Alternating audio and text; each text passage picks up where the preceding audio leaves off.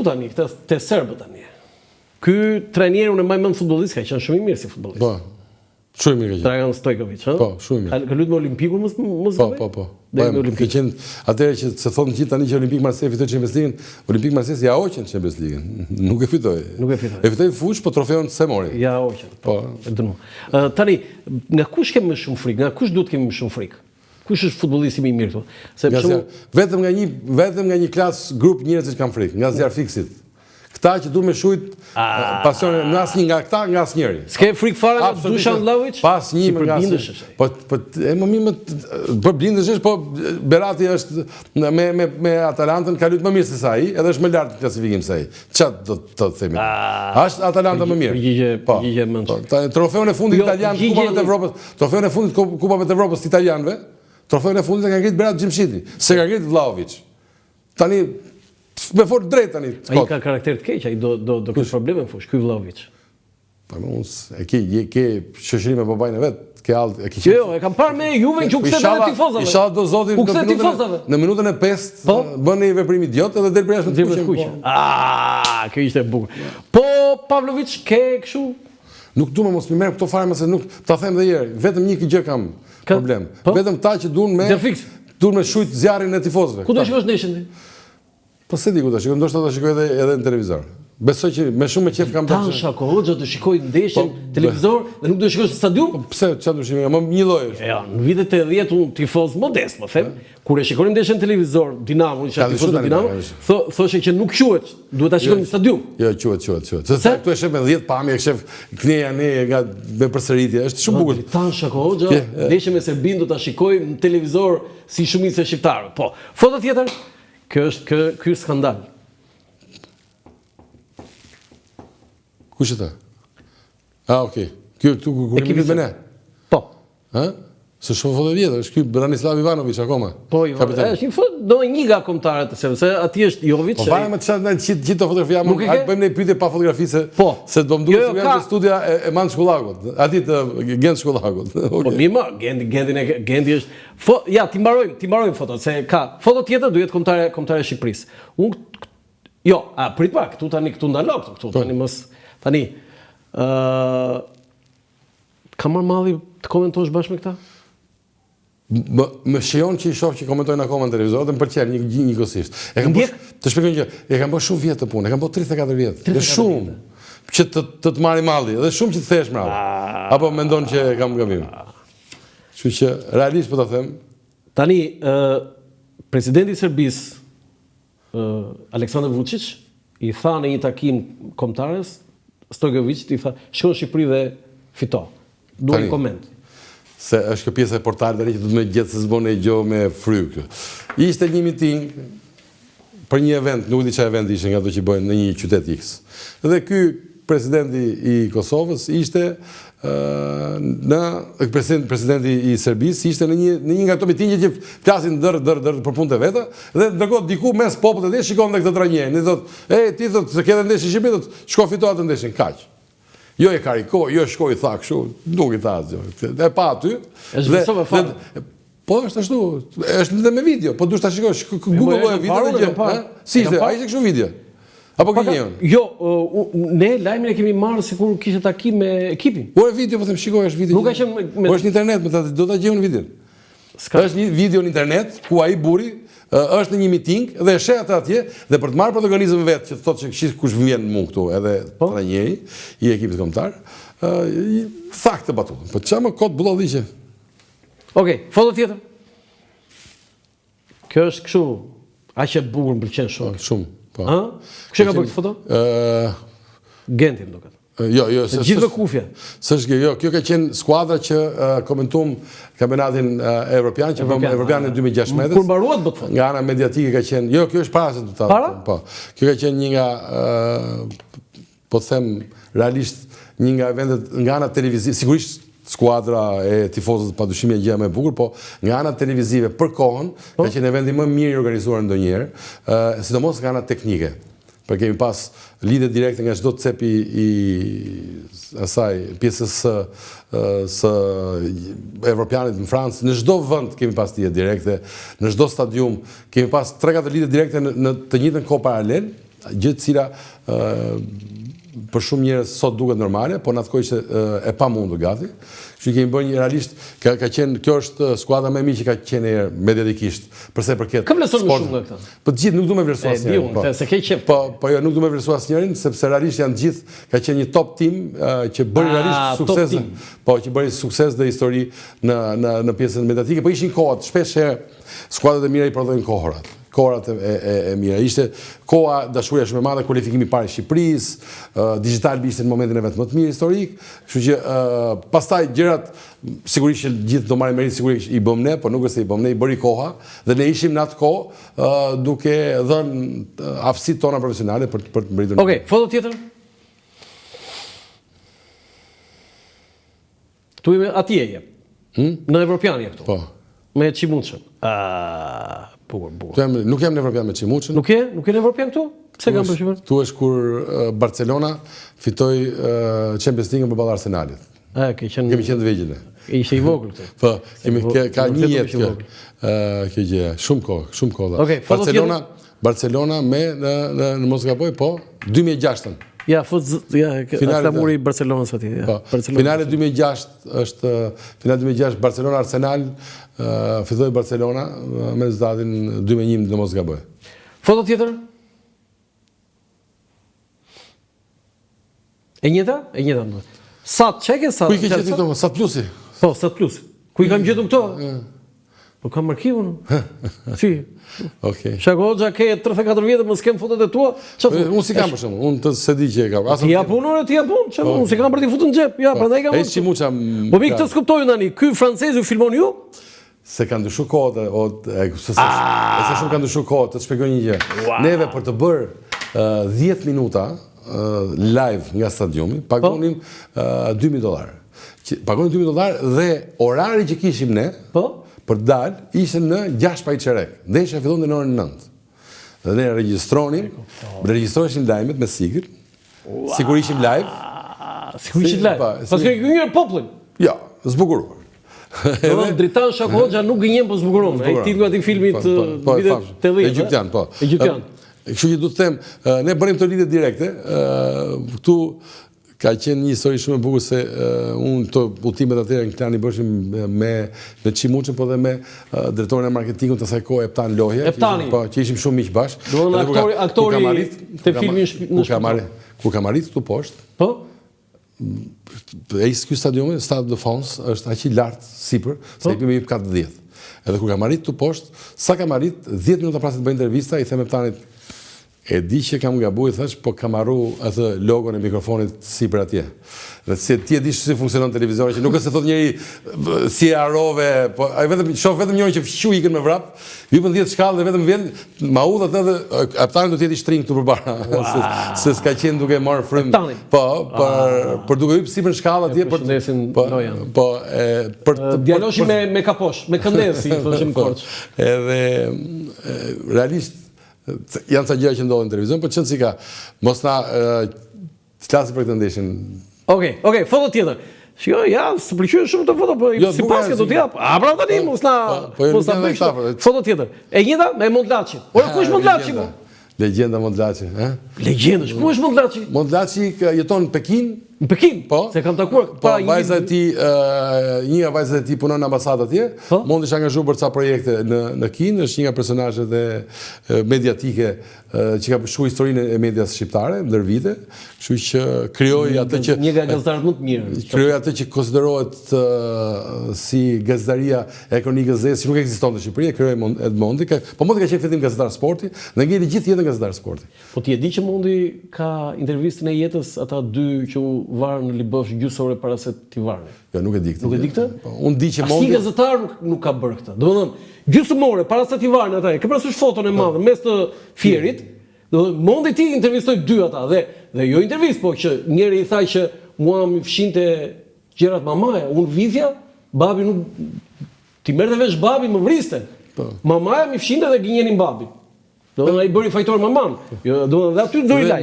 Mondi kishte edhe një gjë që Mondi ishte i pari që punonte punton shqipshkronj. Po, shkruante në gazetën Sporti dhe u bë gazetar sepse ishte punonte tek shqipshkronja. Më ka thënë Carlo Bolino, i vetmi tha që shkruan lajme tha. Po. Ç'është ky tha që shkruan lajme tha. Super talent i Gazdaris. E përshëndesim Ondlaçin nëse na shikon atje në Pekin se ka lënë gjumë në gazetarinë shqiptare. Foto tjetër. Tu thash një batut më të bukur.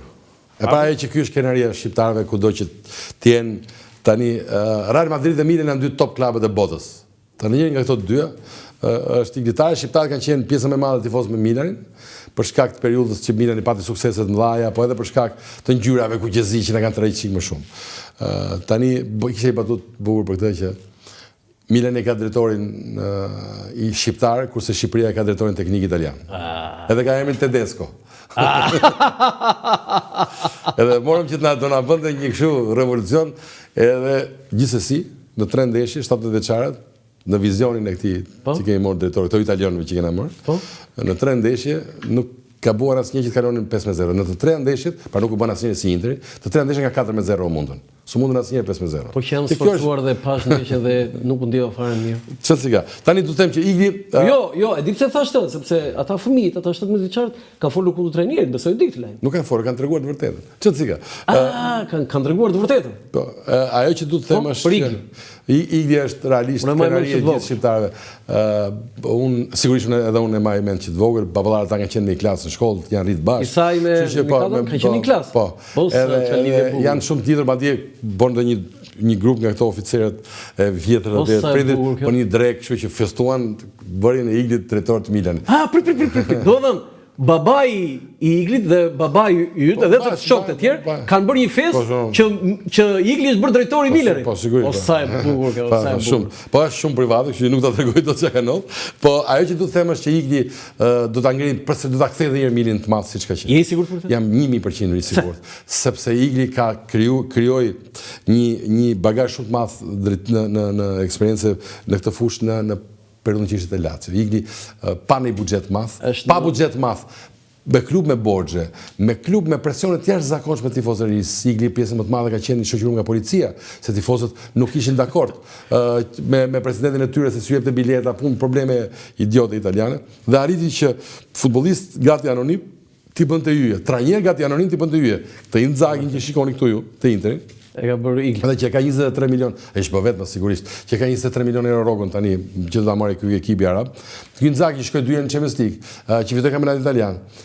Igli ishte e mori nga ekipi e futi në trajnerët e ekipi Shpresa i Lazios, pastaj nga ekipi Shpresa i Lazios e bëri trajner të Lazios. Kur gjithë ishin kundra, e mbajti edhe një sezon prapë trajner i Lazios dhe u bë trajner i mod që është sot. Ndërkohë trajneri tjetër është Pioli. Pioli edhe gjithashtu Igli nuk është se e mori ke Real Madridit. Po Pioli shkoi bëri trajner dhe nxori Milanin kampion. Ajo që duhet të them është Igli ka ardhur Milano me sukses edhe më përpara. Pa ardhur vetë ka ardhur sukses i tij. Pse? Se ka se 2 trofetë e fundit që janë fituar Milano, janë fituar nga 2 trajnerë që i zgjodhi Igli. Që do thotë që i zgjodhi, por nuk i zgjodhi të suksesshëm. Tani kjo rroga 800.000 euro, kjo nuk është rroga 800.000 euro, është shumë, po çfarë si ka? Jo, se po jam tani kolegu jona tha këtu. Vajta ti e tha, po me një rrogë tha 800.000 euro tha. Ama këta budalliqi tani. Tami kona e tha këtë. Amon të lutem mos ashtu. Lejetën, amon. Ne jemi ata njerëz, ne të dy. Jemi ata njerëz, apo ky popull jonë jemi ata njerëz që Bollaki arrit me gjeti bilet me pa Milanin, do ta vëjmë kornizë siç ishte kjo bileta që ke ti. Sigurisht. Tani ti je drejtori burr, është drejtori i AC Milan. Është super top klub në botë, super top klub në botë. Tani, tifoz me Milanin, tifoz me Partizanin dhe sigurisht me Kontaren. Tani kjo e ka ndjekur kjo uniforma kuqeziste. Të shpjegoj. Igli nuk ka qenë tifoz me Partizanin si fillim. Igli ka qenë futbollist i Partizanit. Po, futbollist. Tifoz ka qenë me Flamurtarin, që ti jemi kështu sakt fare. Ta Igli është rrit te shtëpia e gjysës vet në Vlorë. Që besoj di që maman e ka nga Vlora. Nga Vlora. Po. Më kam qenë në klasë me Urontarën. Po, okay. Shoku i parë në shkollën e mesme, kam pasur Urontarën. Dhe vazhdojmë misin akoma. Po, unë ndam pasaj sa ashtu vinin ndajshin klasat, po ajo që do të them është që Igli ka qenë tifoz me Milan që fëmijë, se normal që po të ishe vlonjat, do ishe se s'bën tifoz me Milan. E kishe inkludit, po edhe fanella më burr, ti shifre fanella jote, fanella Milanit janë një lloj. Normal që do ishim ata. Bëhesh gati instinktivisht. Në periudhën që filloi me pa Igli futboll, në atë periudhë ishte periudha që Milani me Rudgurit dhe me Van Basten ishin yjet e botës së burrë, dominonin botën. Filloi cikli i jashtëzakonshëm i Milanit. Po, ajo që du më të thonë është Shqipëria ka fanellën kuqëzi. Igli nuk ja falte vetes që humbi okazionin dhe kishte frikën që nuk do të rivinte më ky okazion, sepse Maldini e mori, dy net Igli nuk flinte gjumë, që ti thoshte po vetëm për korrektesë ndaj Laçës që ndonjë përsi të Laçës. Po Igli do të kishte ikur, se Maldini që po përtasin Maldini e kërkoi Iglin që të vinte te Inter, te Milani. Maldini e këmbguri shumë që të vinte Igli te Milani. Pastaj Igli gjatë kësaj periudhës reflektive se ishte era parë në jetë që filloi të unet me shoqënin, me të shtëpisë, vinte, takoheshin. Bënte një jetë normale. Mori frymën çik një 2 vjet. Ishte vetëm për periudhë ka refuzuar super top klubet e Evropës, gjysmën e klubeve të Gjermanisë ka refuzuar, gjysmën e klubeve të Italisë i ka refuzuar. Me elegancë sigurisht, sepse ka qenë i bindur dhe ka bërë shumë mirë që do t'i vite kjo që erdhi dhe realisht ne do të jemi të gjithë krenar që një shqiptar është drejtori i Milanit, sepse realisht mbi të gjitha mos harroni që të jesh drejtor në një klub të nivelit lartë bën vetëm nder Shqipërisë dhe rrit vlerën e çdo futbollisti shqiptar kudo që është. Më dhe mos habisni që shpejt në skuadër do jetë ndonjë futbollist shqiptar. Se këto do. Po sigurisht që do ketë. Parashikon ti se ti nuk e di. Unë besoj që Milani do ketë futbollist shqiptar, mos ta shfrenoj fantazinë, po ndoshta Zhegrova. Besoj që mund të. Por noi këta kombëtarë sonore. Po Zhegrova, pse kujtosh që Zhegrova? Po shi kombëtarës Kosovës. Profesorë thonë është e burrë. Po çfarë thonë vërse Zhegrova sigurisht është Joni, më pse çai kujt të dyja tonët janë më pse çfarë? Po se thashëm këto që ai është shqiptar, unë thash që është i përfaqësues të Kosovës. Po jo më çfarë i përfaqësues të shqiptarëve, o burr. Si u përgjigjesh atyre se ti ke bërë shumë gjëra në jetë që mua më kanë pëlqyer dhe ti e dikte, po atë që ti u ke kthyer përgjigje atyre për kombin kosovar është një nga gjërat që ti meriton një dekorat vetëm për ato 3 fjaliket. 3 fjali. Çdo kush shqiptar do ta thoshte. Që është pak e qartë dhe i qetë. Po tani, ta budalliqet janë mbetit nga periudha e Jugosllavisë, shumë njerëz janë nostalgjik. Nostalgji mund të jesh për gjëra që mund të kesh kaluar me shqiptar, po jo me serbët. Po Shqipëria ka një nostalgjik për Enver Hoxhën, ku ndryshon, aty është. Po të paktën ai ishte këtu shqiptar, po jo për serbët, ai thotë jemi kom kosovar. Po budalliqe. Kjo është teza më e ndyrë. Po budalliqe. Janë ca budalliqe. Fal Zotit janë moshë e madhe, edhe po fillojnë kanë si fillim po themi kanë rrjedhur, pastaj do të themi që u ndan nga ne, kështu që nuk janë niveli ulët shumë. Janë njerëz cilët nuk e thon dot atë gjën, duhet bën interesant vetëm duke thënë atë gjën. Se nuk kanë asnjë argument asnjë gjë. Janë aq shumë budalliqe sa me fjalë ai burri që thotë atë fjalin, babai vet, kërkesa e vetme që ka pas kur italianët pushtuan gjithë zonën tu, ishte vetëm një gjë kërkonte që kërkesa vetëm ishte që na sillim mësues së shqip, nga Shqipëria, sot mësues nga Shqipëria. Abdyl Matoshin. Po jo më nuk e njohun babain atit më burr. Po thon baballarët e tyre. Brezi baballar. Po, sepse në atë kohë ka qenë një masivizim dhe janë ca gjëra që kanë data skadence. Edhe Shqipëria kishte flamurin me yll në mes. Edhe ishte gjithë do ishte gjithmonë. Po ja që s'është më. Edhe po tani që po e them të gjën, thotë shumë njerëz mund ta dëgjojnë këtë gjë, jo, ku ka pas Shqipëria flamur me yll. Po ka pas. Po, duhet të them që edhe në Kosovë, po ky burri, a ka shumë? Ore ky burri apo disa burra se puna këtij përloteshin kur shifshin dhe flamurin e Jugosllavisë. Po s'është më ai flamuri. Çështja është që ti duhet të kesh një identitet të përjetshëm. Identitetet e përjetshme janë gjëra me rrënjë, nuk janë gjëra që duhet të ketë një rrënjë nga rrjedhë gjë. Dhe nuk është thjesht shija dhe personale. Se të njëjtin flamur që ka ai djali, ai burri, ka edhe ata serbët që janë në Grashanic. Një flamur kanë. Edhe ata ke pasaporta vetë njëjtin flamur, ke targat njëjtin flamur kanë. Po gjëja që na bën ndryshe nga serbët që janë Grashanic, apo ndryshe nga serbët që janë për fshatrat rreth të qark Prishtinës, që jetojnë akoma. Kështu që dhe jetojnë paqe, se po të ishin qenë serbët e tyre do ishin luftë, po se janë shqiptarët që udhëheqin nuk janë luftë ata. Këta njerëzit realisht kanë flamurin e Kosovës, e kanë ata ke pasaporta, po ata tundin flamurin serb, nuk e pranojnë kurrë flamurin e Kosovës. Ashtu siç nuk e pranojnë në Prekaz, ashtu siç nuk e pranojnë në Mitrovic, ashtu siç nuk e pranojnë në Drenic. A ka shumë si Abdyl Matoshin në Kosovë që mendon që ka kom kosovar? Se kam edhe pashë ditë në një program këtu në Prishtinë që fillon të kishin dalë një numër njerëz që ishin akoma spion që merrshin pagesa nga Serbia. Janë ca njeran, ekzistojnë ca njeran për fat të pakët në numër, sepse Shqipëria pa pasionin, pa luftën e Kosovës, ai flamuri nuk do të ishte aq i kuq. Fal asaj luftës kosovarëve ndërshekuj është aq i kuq ai flamuri. Pastaj këta pro vizionarët që thonë budalliqe, janë njerëz me datë skadence, janë njerëz që, si me thonë, historia do t'i tregoj që ishin ca sharlatan, ca njerëz nuk do të ekzistojnë fare me studietë as me vend. Nuk do të ekzistojnë fare, janë ca sharlatan, po them. Vazhdoj të jemi bindur që shumë shpejt do bëhemi shtet, shumë shpejt se nuk është se do bashkohet Kosova me Shqipërinë. Po pa dyshim, na e leverdis së burr bashkohemi. Ne e leverdis, pse serbët janë më të zgjuar se ne, thjesht janë më shumë më burr. Ne të bashkohemi, bëhemi një shtet dhe marrim puna. Edhe jemi ekonomikisht më mirë, jemi më të fuqishëm për çdo gjë. Para rendje kësaj bashkimi kombëtar? Shpjegoj një gjë, nuk ka fqinj që kemi rroll, që kënaqet që ne të bashkohemi. Po pse s'knaqet po të bashkohemi? Se bëjmë më të fortë burr. Sigurisht. Pse? Para rendje e këtij bashkimi të shtetit të Kosovës me shtetin Shqipërisë, mund të jetë bashkimi dy kombëtarëve në një? Jo. Se shtetet i kanë, çdo shtet ka kombëtarin e vet. Kjo gjë nuk mund ndodhë. Pastaj këta Koznikun të qifen, ky burri që bërtiste para ca vjetësh ky Albin Kurti, sikur ka filluar ta uli zë. Pse ka ulur, ai është fundosur fare thoj. Jo, ore tani para shumë vitesh kam pas respekt për këtë kur dëgjoja që thonin se gjithmonë vetë vendosen se duhet të bashkohemi, po. Shumë e vërtetë. Po, ky ishte gjë. Jo, kishim projekt në plan në gjithë programin e partisë. Mezi pres të dëgjoj të parën parti shqiptare, kudo që të jetë, në Prishtinë apo në Tiranë, që thotë kërkoj zyrtarisht hapjen e një kërkesës të popullit, që të themi, ta pyesim popullin vëlla, të pyesim popullin. A doni ju të bashkohemi?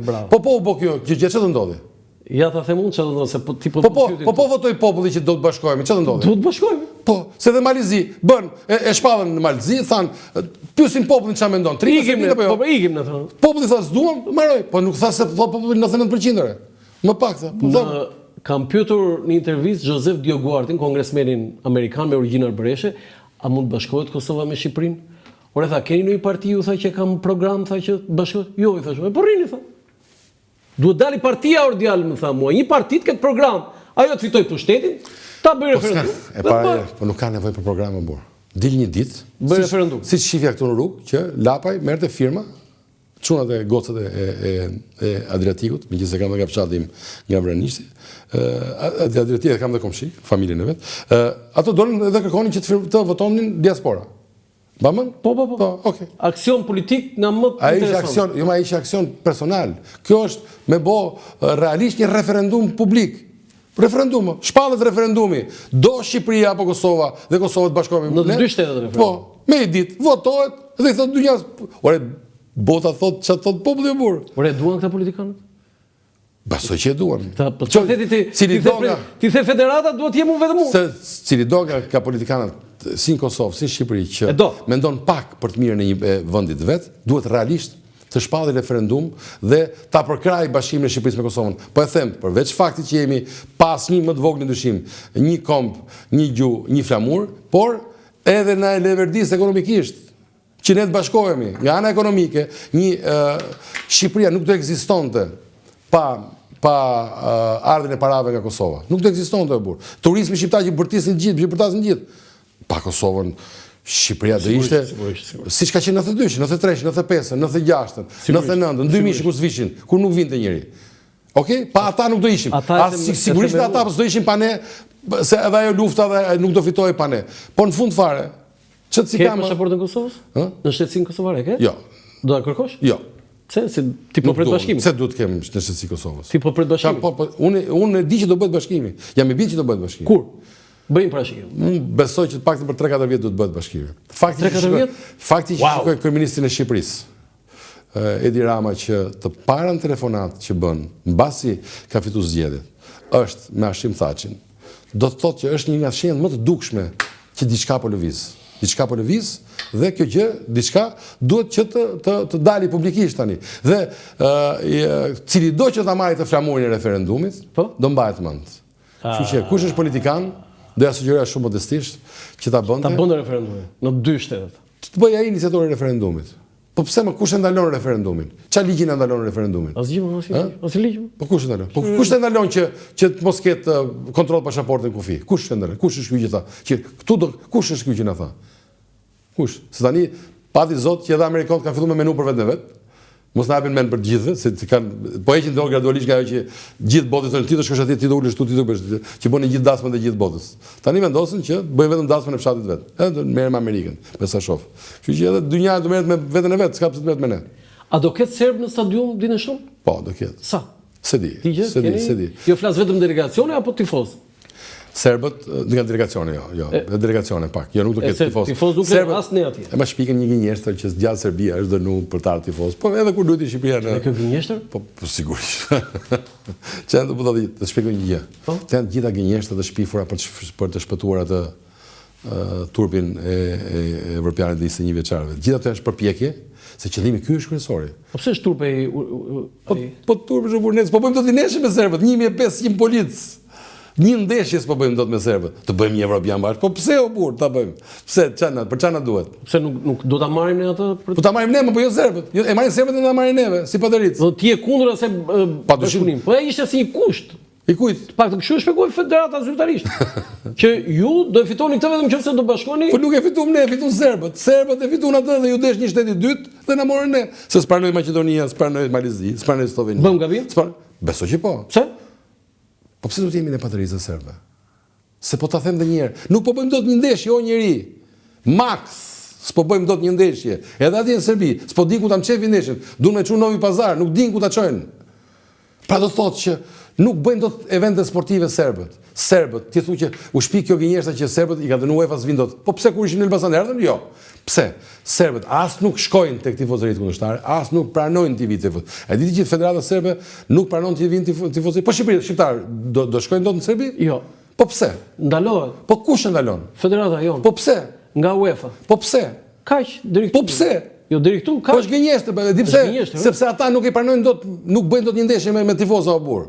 Federata angleze vetëm për një tifozë, vetëm një shtet thot, mos kujdes ku shkon edhe. Vetëm Serbi. Ju rekomandojmë mos u thoni në ndeshjen e kur luaj përfaqësuesi anglezë në Serbi.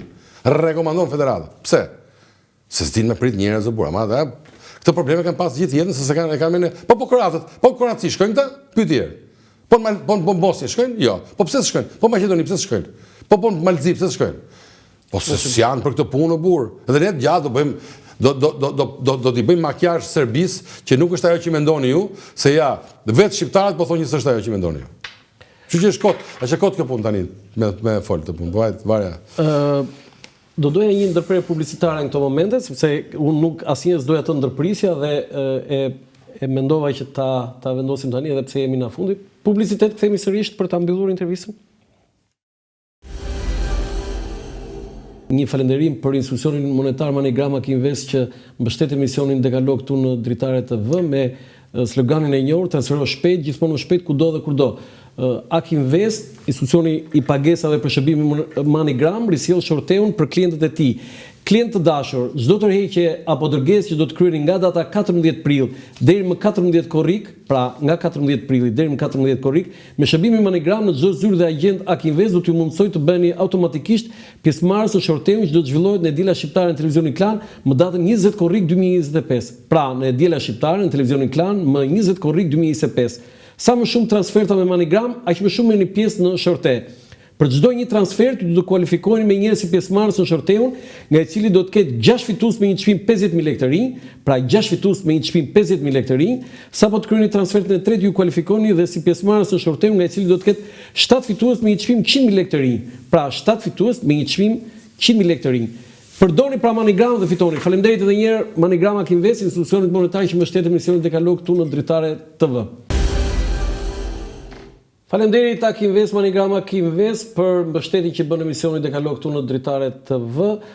Jemi në fund zoti Shaka Hoxha. Kam një pyetje, a duhet këndohet ajo kënga mora fjalë? Sigurisht po çfarë. Ata e kanë ndaluar. Kush? Federata. Po jo, burse s'ka ndaluar, po ora njerëz amono burse. Ora po si mund ta ose më ndrrua. Ora si mund ta ndalojmë? Kolona zanore, si mund ta ndalojmë? Si ta ndalojmë? Atë me çfarë ndalojnë? Ha si çfarë bën? Po nuk këndohet më. Ku më jo si më këndohet çdo ndeshje këndohet. S'është e vërtetë. Në çdo ndeshje këndohet. Po pse duhet tifozët, çaj di tifozët ti? Tenorat e opera si të filloj muzika, pas të filloj piano. Tifozët këndojnë vetë apo? Jo, ti ke thënë që të këndojnë vetë, në momentin që futen. Në momentin që skuadrat dalin në fush. Po? ky është momenti ku stadiumet filloi këngën, nuk ka nevojë fare burr me atë. Po pse më vërtet mendon ti që njerëzit do vinë në stadiume do këndojnë këngën e Adem Jasharit, seriozisht e ke? Po s'ka shanse burr. S'ka shans. Qoftë edhe një vetëm, po tjetër do ta këndoj. As diskutohet fare. Kështu që këtë nuk është se ndalon dot as federata, as UEFA, as FIFA, se as ne s'kemi mend me humor se çka këndojnë ata burrat. Ne kemi këngët me festë dhe me gjëra pozitive, ne kemi këngët të bukura. Ne të shkojmë në Serbi për të luajtur kur nga fillimi deri në fund ndeshjes, ata burrat këndojnë vritjes shqiptare. Vritjes shqiptare. Tani neve ndërkohë organizatorët me vetë drejtues të futbollit ton që lindur e jetuar prej vitesh në Luksemburg, Luksemburgez, brezi 16 i aristokratëve, dhe do vinë, duhet të krijojnë një klimë sa më të bukur për serbët, që mirë se erdhët, ju lutem qetësi se mos na mërziten, se mos ju ngel atri, ju lutem se mos ofendojnë në një, mos aspirojnë ndonjëri në një gjë për motrat e tyre, mos çajnë në njërin atë. Ne s'kena drejt me shet nga motra, ata kanë drejt me na thon vriti. Tani në fund fare po e shatëm nga motra në fund fare, po qëse është hipotetike, po qëse nëse ndodh, kënoqen të dyja parët besoj apo jo. Me të vramen një parë nuk kënaqet. Ne kemi ardhur në fund të kësaj bisede shumë e këndshme. Shako, unë me të vërtet po e shijoj dhe kam shijuar, por ti the rezultati parashikimi yt 1-0 për Shqipërinë, gol Mirlind Daku. Në atë moment kur shnohet gol, po ti ishe komentator, qa ulërime do bëhe? Atë, të shpjegoj një gjë. Diferenca mes komentatorit mirë dhe komentatorit normal është që një komentator i mirë thot një numër të madh fjalësh, të cilat i dalin instinktivisht nga ajo që ka parë. Një komentator tjetër i futit bërtit dhe është tifoz. Nuk ka gol. Në varet marrën të movetit. Çështja është se numri kjo bën diferencën edhe në gazetari, edhe në një shkrim të shkruar apo jo. Bën diferencën fakti që ti sa fjalë përdor. Në një shkrim, qoftë edhe 30 radhë, sa fjalë ke përdor. Nëse ke përdor 60 fjalë, je gazetar jo i mirë. Po ke përdor 200 fjalë, do thotë që je gazetar shumë i mirë, se ke gjetur vendin shumë fjalëve. Kjo është gjë që bën diferencën, kështu që shqipesh është një gjuhë shumë e bukur dhe ka shumë fjalë për të përdorur. Edhe të pëlqen gjuha shqipe, se si e ke përdorur? Të pëlqen? Po, më pëlqen, po. Po shumë e bukur, shumë. Mu më ka thënë një herë një ti ke mbaruar Institutin e Historisë? Jo, Institutin e lartë të Fiskulturës. Institutin e Fiskulturës. Po. Dhe ke qenë student i lëvizjes vjetorit, ke qenë në takim me Ramiz Alin dhe je shumë modest atë, nuk e tregon atë fare. Çfarë të tregojmë atë, se është i flamur për po të them një gjë. Unë mendoj që njerëzit i ka çuar fati, i çon të jenë në vendin e duhur në momentin e duhur. Kjo s'do të thotë që është merit e jotja. Sigurisht mund ta kesh menaxhuar më mirë se dikush tjetër, por duhet të ish me fati si fillim. Profesorët e tu te Instituti i Fiskulturës më kanë thënë që ti ke qenë shumë aktiv, domethënë ishe. Po, ishim aktiv, po ishte koha, më duhet të aktivizohesh, ishte koha. Ishte koha, po për tjerë pse si ishte koha? Po mirë, tani normal që do dhe ke qenë habitshëm shumë modest për atë që ke bërë, më thanë.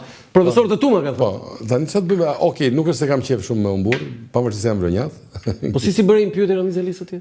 Po, i kam bërë pyetje, po tani si ja vlen me me këto momente. Ke bërë pyetje, po jo, te ajo s'ka si varet, se nuk aty ndodhin ca gjëra që Okej, fjala jote në vesh të Perëndis Dritan Shako Hoxha, 1-0 ditën e shtunë, nëse fiton dhe del ky rezultat, ti ke marrë shumë medalje të pashpallura, po duhet marrësh edhe medaljen e parashikuesit. Po ta marrë Daku medaljen e çunat e burrit, ç'e medalje. Po jo, parashikimi sakt është një gjë, se është guxima, se dëshira kemi gjithë të fitoj, po parashikosh edhe publikisht nuk është pak. Do të shpis Daku do doja pastaj që të marrin gjithë nga i ca hapje, ca ilaçe kështu se do i bitet. Po kujti çfarë do t'i ndodhte kështu nga ana emocionale. Pastaj shqiponja të shumë? Po. Shqipoj është tek sema e Serbisë, nuk e di e ke ide. E kanë ata, se kanë si shqipojnë ata. Okej, po puna se thotë ndonjëri, ka thënë FIFA s'lejohet shqiponja. Kush, ku e tha FIFA do të lejohet shqiponja, po pse? S'ka vendim të FIFA-s. Po ta dalli gjë bukur. Po domethënë nuk ka vendim që ndalohet të bësh shqiponjë. Njerëzit që drejtojnë futbollin, si Shqipërisë, si Kosovë, e di çka kanë shpinë në Kosovë. Është më e shpifur akoma. Ka thënë FIFA s'lejohet me qenë as i flamuri Shqipërisë stadium. Po pse? Po i norvegjisht. Budalli, kështu thot Federata në Kosovë. Po, ata madje më thonë që nuk marrin futbollistat shqiptar të Shqipërisë me kombëtarën e Kosovës. Është e vërtetë kjo? Po si marrin, si ka dalë okazioni, po dalin do ta marrin. Po më ndalojnë, më thonë. Pse? Kështu thonë. Kush e ndalon? Federata e Kosovës. Me bile është një trajner atje, Padadina, nuk e di a e shqiptoj mirë këtë, që është kundër. Ai se sot ai. Po. Është të gjë pastaj, shihet e tuaja. Po s'ndalon njëri. E kuptova. Shako Hoxha, unë të falenderoj shumë. Të jam mirënjohës dhe gati e quaj privilegj këtë intervistë, nuk e përdor shpesh këtë fjalë, ta dish. Ose shfernon fantazinë. Jo, më pëlqeu shumë. Dhe ti ke një gjë që mund të kesh edhe mendime të kundërta, po ti je vetvetja dhe kjo më pëlqen më shumë. Falenderoj shumë. Edhe unë, gjithashtu. Të nderuar teleshikues, do të qenë një intervistë me analistin e njohur, komendatorin sportiv Dritan Shako Hoxha nga Lënë Qafoku, mirupafshim.